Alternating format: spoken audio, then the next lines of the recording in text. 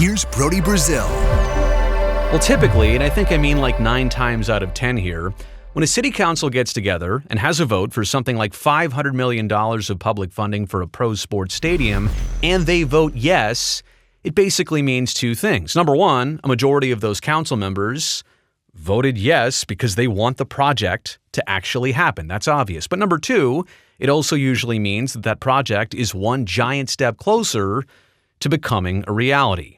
Well, that's a little bit different from what's going on right now with the city of St. Petersburg and the Tampa Bay Rays. This is the gas plant district ballpark project. It was initially pitched over the summer, and it was initially approved back then. Now they're getting to the final money votes, the things that'll make groundbreaking happen right around the corner.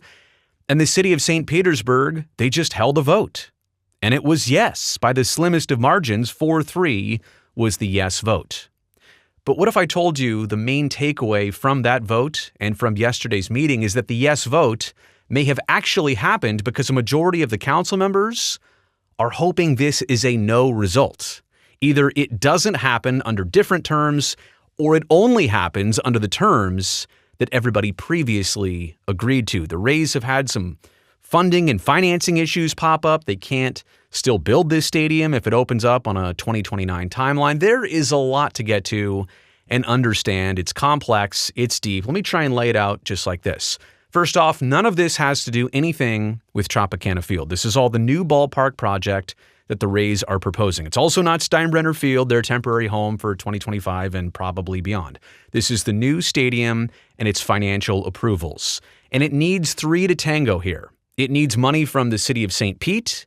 It needs money from Pinellas County. And this stadium needs the Rays to also still be in on the deal. There's been a lot of question about that since some of these delays have popped up. And for the longest of times, it looked like Pinellas County was going to take their money vote first.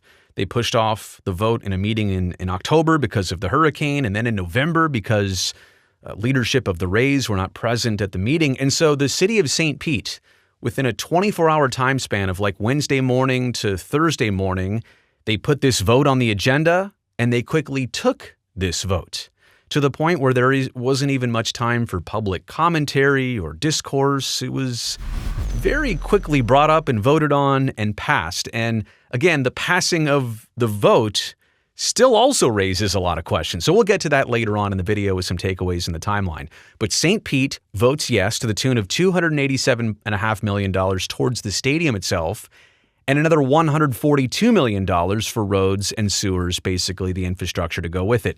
Now it's up to Pinellas County. Their next meeting is on December 17th. They'll definitely take this up, and maybe they'll vote on that day. $312 million towards the stadium or not. And again, when I say it takes 3 to tango, all 3 of these parties need to be in with either votes from the city and the county or the Rays. They still need to be in on this project, because there was a lot of question. At one point, when Pinellas County delayed the vote for a second time, the Rays president basically said this deal is essentially dead. They've pushed it off so long that it's now delayed the project into opening in 2029, and the Rays said, well, in effect, the deal is intact, but we alone can't pay for this stadium anymore because it's now scheduled to open in 2029, and there are some associated costs and inflation issues and stuff that the Rays couldn't alone deal with in terms of that delay. So we'll see if everybody is still in agreement for this deal. But there's also something else that not enough people are talking about here. It's the land factor. It's the key factor here. If this deal falls apart, who gets to keep the land? There's only one way that the Tampa Bay Rays don't get to keep the land. Unless the Rays back out with an official termination letter, the team gets to keep all 65 acres of that prime public land. This has been documented. This is straight from the Tampa Bay Times. So that's why the city and the county might be moving forward with this, knowing that the Rays are somewhere halfway in on this, not fully in anymore. They've said they can't afford it, but the city and the county are kind of using their weight, using their votes to push this forward. It's almost like the city and the county, like I said, are saying yes to make the Rays either say no or to make the Rays do exactly what they want. The city and the county might be trying to use some leverage here. Listen to this. I'm ready today, and like I said, it's no shock to anybody who knows my position on this, but we need to move this forward because, quite frankly, I think we're calling their bluff by doing so. We put it out there, we're in, we're a partner in this. Hopefully the county will follow suit, and then it'll be up to the Rays to decide. It'll be up to them to decide. It'll be up to them to go back to their partners, go back and find other funding. And then when they can't perform, it'll be up to them to come back and say they can't. So I am very glad that this came back today. Thank you, Mayor, for bringing it back. Thank you for the one-on-one that we had.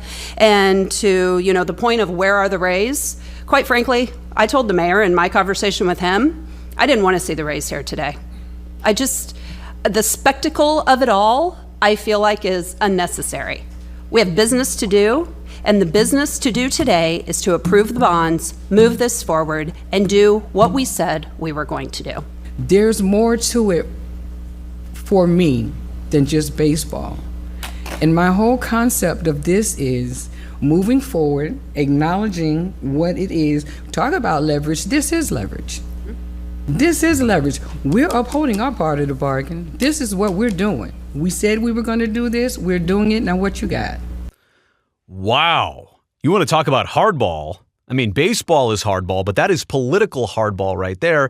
And just to simplify this, if the city of St. Pete votes no on this and they turn down the funding and they make this deal dead, the Rays get to keep the land. Only if the Rays back out, that's the only way that they don't get to keep the 60-plus acres of that prime land for this project. So, big picture, let's try and recap everything here all in one swoop. Again, the city called this vote only about 24 hours in advance. Did they know something? Did they put something together? Did they realize that they could vote this a yes? They had everybody in place to vote this yes, so that ultimately it could either be on their terms or nobody's terms. The Rays would have to back out. The Rays would forfeit that land. The city had appearing to, again, wait on this to make the county go first. So that's all interesting that all of a sudden the city was ready to take this vote within a 24-hour time span. St. Pete, the city of St. Pete, they had one more meeting after yesterday before new city council members are sworn in January. And so don't think for one second that they didn't look at it internally and understand who's going to vote yes on this, who's going to vote no.